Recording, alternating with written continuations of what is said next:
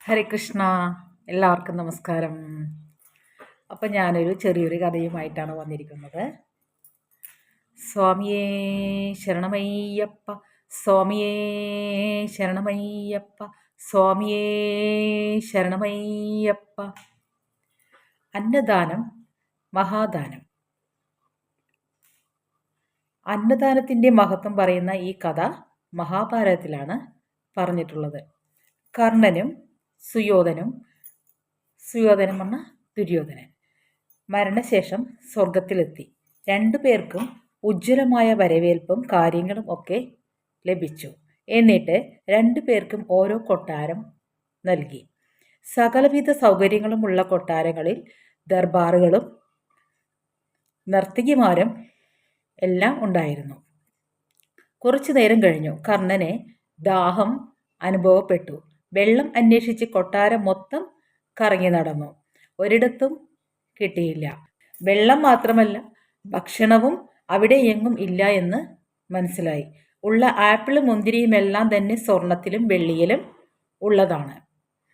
വൈകുന്നേരമായപ്പോഴേക്കും കർണൻ അവശനായി.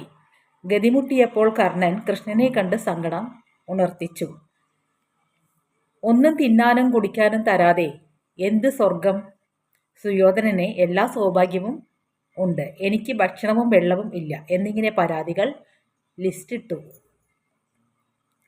കൃഷ്ണൻ, നീ ഭൂമിയിൽ എന്തൊക്കെ ചെയ്തോ അതനുസരിച്ചാണ് സ്വർഗത്തിൽ നിനക്ക് ഓരോ സൗകര്യങ്ങൾ കിട്ടുന്നത്. എന്തെങ്കിലും ദാഹിച്ചു വരുന്ന ഒരാൾക്ക് വെള്ളമോ വിശന്നു നടന്ന ഒരാൾക്ക് ഭക്ഷണമോ നീ കൊടുത്തിട്ടുണ്ടോ? കൊടുത്തതെല്ലാം സ്വർണവും വെള്ളിയും രത്നങ്ങളുമല്ലേ.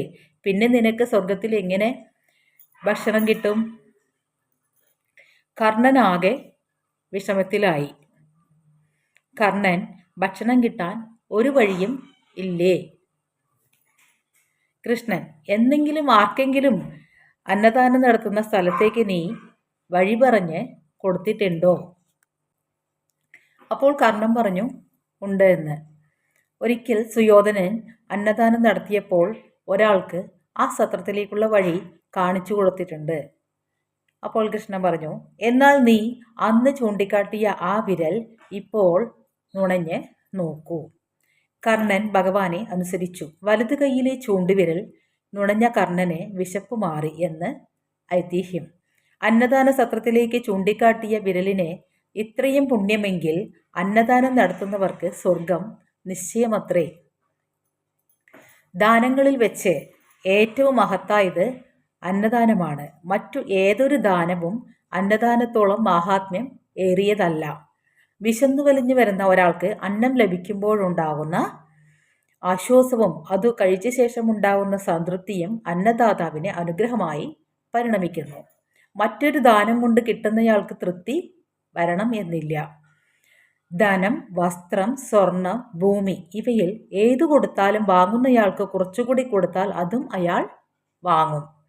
എന്നാൽ അന്നദാനം ലഭിച്ചാൽ വിശപ്പ് മാറിക്കഴിഞ്ഞാൽ സംതൃപ്തിയോടെ പുഞ്ചിരിച്ചുകൊണ്ട് പറയും മതി എന്ന്. അന്നദാനത്തിലൂടെ ദാനം ഏറ്റുവാങ്ങുന്നയാളിനെ പരിപൂർണ തൃപ്തിയാണ് ഉണ്ടാവുന്നത്. ഈ ഒരു തൃപ്തി മറ്റൊരു ദാനത്തിലൂടെയും ആർജിക്കാൻ കഴിയില്ല.